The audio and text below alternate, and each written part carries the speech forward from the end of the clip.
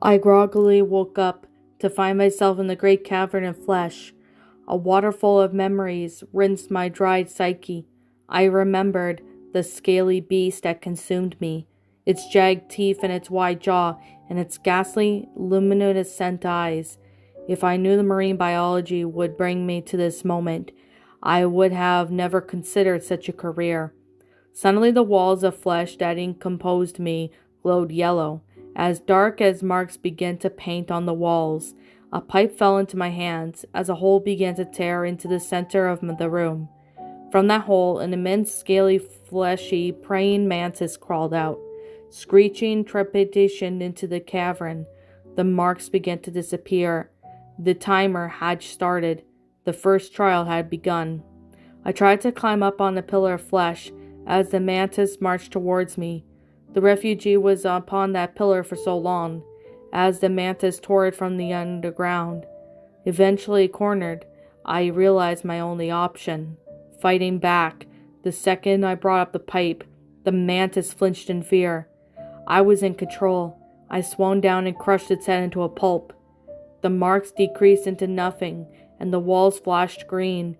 I had just completed the first trial. Out of the trials, two skeletons emerged.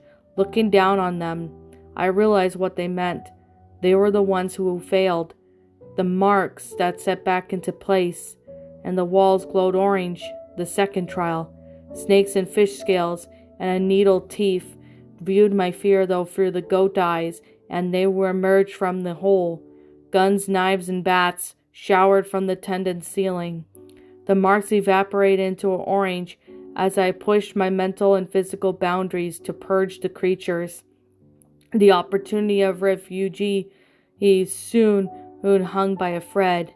As the pillars were overrun by the sea of snakes, I launched myself into one of the tendon tendrils of the ceiling, attempting to evade the great pit. The protection of the tendril provided me snapped with the tendril itself, feeding me to the pearl. Yet instead of scales, I felt mush. The timer had finished. The walls were flash green. This time 4 skeletons emerged. The walls turned red as I prepared for the worst. A whimper gently swam through my ears. I looked to the hole to catch a sight of the small boy, shakily crawling up from the pit. Weapons hailed from the ceiling as I looked down from the pipe in my grasp. Did I have to kill him? I slowly approached the boy, raising the pipe in my hand as I did so. Yet something held me back. My instinct of empathy pushed against my arm. I couldn't kill him. I released my weapon before taking a seat by the little boy. As the timer ticked down, I comforted the boy, sealed my eyelids, and embraced fate. My eyes opened to be flooded with the hazily green color of the walls. I won? The boy turned to me, giving me a warm smile before melting into mush. As he did so, hundreds of skeletons, waves of bones, surfaced from the walls, the failures. What's up, my pretties? It's the Lion Queen here. I want to appreciate you all for tuning into this video, and I do appreciate you guys supporting my video by giving this video likes and stuff. If you really enjoyed this video, be sure to leave a like, comment and subscribe if you're new, ring the bell for notifications to when I upload so that way you guys will get updated for whenever I upload.